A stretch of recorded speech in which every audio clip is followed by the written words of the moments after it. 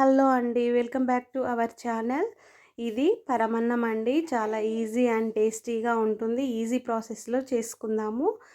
ఏ విధంగా చేసుకోవాలో చూద్దాము. మా బాబు అన్నప్రాసన్న రోజు నేను ఈ విధంగా చేశాను. ముందుగా ఒక గిన్నెను తీసుకొని మంచిగా దానికి పసుపు రాసి బొట్లు పెట్టుకున్నానండి. ఫస్ట్ టైం మనం తినిపిస్తాం కాబట్టి ఆ విధంగా చేసుకోవాలి.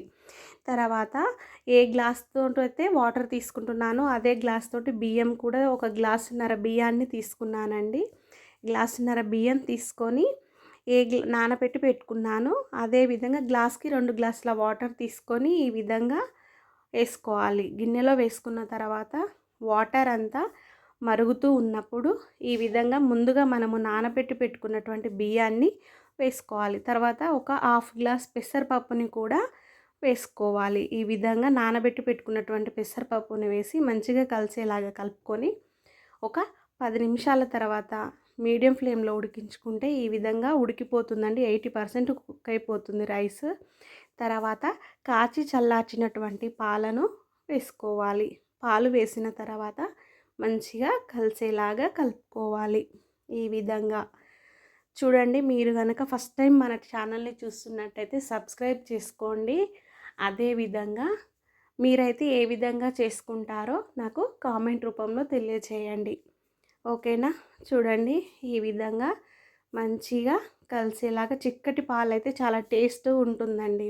ఈ పరమన్నం అయితే చాలా అంటే చాలా టేస్టీగా వచ్చింది అండి. మీరు కూడా ఖచ్చితంగా ట్రై చేయండి. తర్వాత ఒక 4 యాలకులను తీసుకొని ఈ విధంగా పొడి చేసి వేసుకొని మంచిగా కలిసేలాగా కలుపుకోవాలి.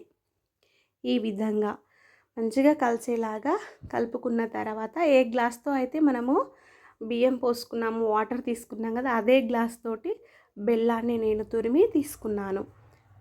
కూడా అదే విధంగా తీసుకోండి. ఈ విధంగా బెల్లాన్ని నేను కొద్దిగా తక్కువగానే వేసానండి. స్వీట్ అనేది మరీ ఎక్కువ కాకుండా మరీ తక్కువ కాకుండా మధ్య విధంగా మీడియం ఫ్లేమ్లో వచ్చేటట్టు వేసుకున్నాను. ఈ విధంగా బెల్లం అంతా కూడా వేసి కలుపుకున్న తర్వాత నెయ్యి అండి, ఒక స్పూన్ ఆఫ్ నెయ్యిని యాడ్ చేసుకున్నాను. మన ఇంట్లో తయారు చేసుకున్నటువంటి నెయ్యిని వేసి మంచిగా కలిసేలాగా ఈ విధంగా కలుపుకోవాలి.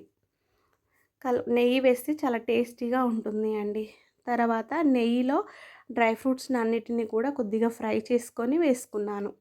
ఈ విధంగా డ్రై ఫ్రూట్స్ని యాడ్ చేసుకొని కలిపేసుకుంటే ఎంతో ఈజీ అండ్ టేస్టీగా ఉండేటటువంటి పరమన్నం అయితే రెడీ అయిపోయిందండి. చాలా బాగా వచ్చింది. మా బాబు కూడా మంచిగా తిన్నాడు.